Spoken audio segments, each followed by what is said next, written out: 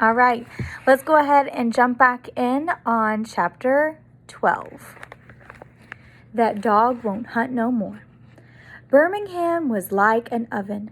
That first night I couldn't sleep at all. Me and Vi had to share a bed, and we both were sweating like two pigs. It got so hot that Byron didn't even keep a sheet on him to make sure I didn't accidentally touch him in the night. He finally slept on the floor because he said it was a little bit cooler.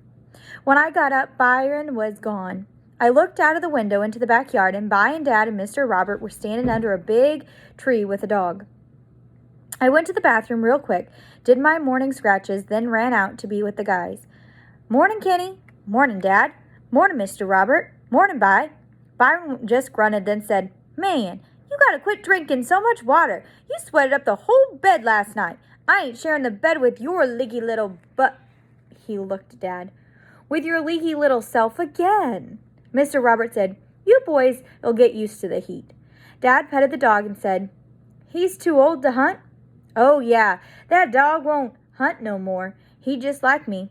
Lost the desire. Both of us got to the point where we just couldn't pull the trigger. Both of us got to be just like Joe Louis toward the end. Remember his last fights, Daniel? Remember how Joe'd just walk around the ring waving the left fist a little like a threat? He just couldn't throw it. He just couldn't pull the trigger no more. His mind told him to do it, but his body wouldn't cooperate. That's me and Toddy. There's times at night I hear him howl and I know he's dreaming about being back in the woods, but both of us know that's gone." Mr. Robert bent down and rubbed the dog's head. "Yeah, son? In his day, this was the best coon dog in all Alabama. Used to get $100 just to stud him." Byron rubbed the old gray, nasty-looking dog's head, too. $100? Man! "Yeah, me and Toddy saved each other's lives. Hate seeing him get so old. Judging by the way Mr. Robert looked, I bet the dog was saying the same thing about him." "How'd you save his life? You ever been coon hunting?" "No, sir." "Well, there ain't too many animals wilder or tougher than an old coon. Most people think you just chase them up a tree and pop 'em, but that ain't half the story. Toddy trailed this coon all the way out to this lake, and the coon went in the water. Now, most of the time, a dog'll stop right at the water.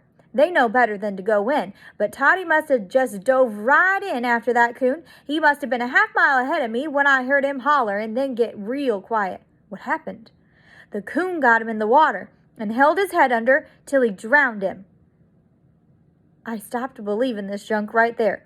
A raccoon drowning a dog? I looked at Vi and Dad, but they both were believing what Mr. Robert was saying. Dad said, "I've heard about raccoons doing that." "Oh, yeah, Toddy here's living proof," Byron said. "If he drowned, how come he ain't dead?" "Well, when I finally got to that lake, I seen that coon going out one way and Toddy nowhere in sight, and I knew what happened. I dove right in that water and started looking for him. Took me only a minute. Dragged him back to shore, turned him upside down to let that water run out of him, held his mouth shut and breathed right in his nose. He kicked a couple of times, then came to." Byron said, "Man, that's too much. That's cool." All I could think of was that Mr. Robert was probably the only human being who'd ever put his mouth on a dog's nose. That was pretty cool. I asked Dad, "When do we eat?" "Kenny, you're the only one who hasn't eaten already. Your mother and grandmother are in the kitchen. Go on inside." I went back inside.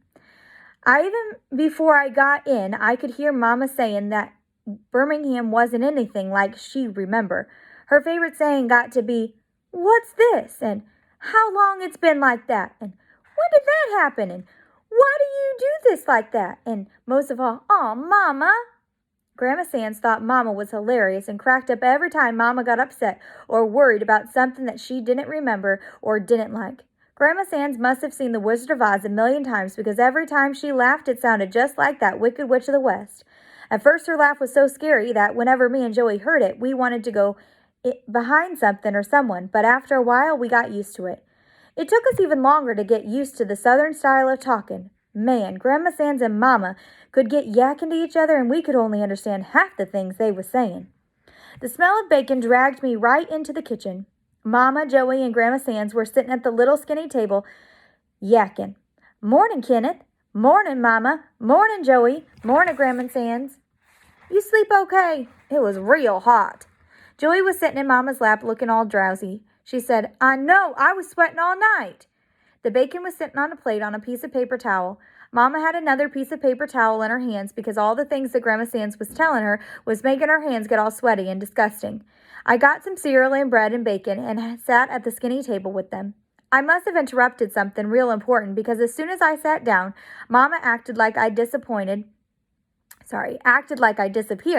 and started asking Grandma Sands more questions. Well, what about Cal Lily Lincoln? I always wonder what she's doing. Lona, didn't I write you about that? They kept on talking and kept on oohing and awing, and Grandma Sands kept on interrupting breakfast by scaring me and Joey with that laugh, and Mama kept on saying, "Aw, Mama!" And she kept on having to get up and get some paper towels to wipe her hands. And most of all, she kept on talking more and more Southern style. They talked about how much trouble people were having with some white people down here. Who got married to who, how many kids they had, how many times this one was in jail, bunch of boring junk like that. It didn't get interesting until I noticed that Mama got real nervous right before she said, "And what about you, Mama? Mr. Robert seems like a nice man and all, but..." Grandma gave that laugh, and my spoon flew out my hand and spilled cornflakes all over the table. Mama acted like she didn't even notice, but without even looking at me, she handed me one of those nasty, soaking wet pieces of paper towel and kept looking at Grandma Sands. "I was wondering when we'd get to that," Grandma Sands smiled. "We've been good friends since right after you left for Flint." Mama was being kind of rude. She interrupted and said, "Oh, Mama, good friends?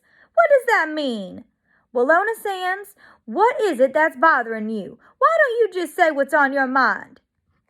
Mama started wringing the neck of another piece of paper towel. "I just don't understand what's going on here. How come I never knew him? Did Daddy know him?" Mama said that last part like she was dropping a bomb on Grandma Sands. Grandma Sands looked at her for a minute. "Lona, things are different from what they were when you left. Nearly everything's changed. Your daddy's been gone for almost 20 years. Grandma Sands had stopped smiling. "Now, Mr. Robert is my dearest friend." Wow, I could see where Byron learned how to say a couple of words and have people think they'd said a whole bunch more. Grandma Sands didn't yell or scream or anything, but the way she said those couple of words, things made everybody who heard it shut their mouths and listen real hard. Even though she only told Mama that Mr. Robert was her friend, it seemed like I heard her also give my mother a real good scolding. Mama pouted and kissed the top of Joey's head. I picked up my spoon and kept eating. This was great. I'd never seen Mama act like a little kid who just got yelled at, but there she was, picking at a piece of paper towel and looking kind of embarrassed. Dad and Byron came in with Mr. Robert. "Mr. Robert's going to walk us over to the lake, show us the best fishing spot for later. Joey, Kenny, you coming? Give these two a little bit more time to talk alone." Mama pushed Joey off her lap, and we followed the little parade outside. The heat made me and Joey feel like we couldn't wake up. I didn't want to do any walking, but the dirty dogs made me go anyway. The only kid that acted like me was having any fun was Byron. He walked the whole way with Mr. Robert and Dad and laughed and joked with them about every stupid story they told. When we finally got back, I went to sleep under a fan. They were going to force me to go fishing with Byron and Joey the next day, and I knew I needed a ton of rest. I started to think that making Byron spend all of his summer in this heat was more punishment than even a juvenile delinquent like him deserved. But he seemed like he was having a great time. All right, so the next chapter we're going to read is called "I Meet Winnie's Evil Twin Brother, the Wool Poo."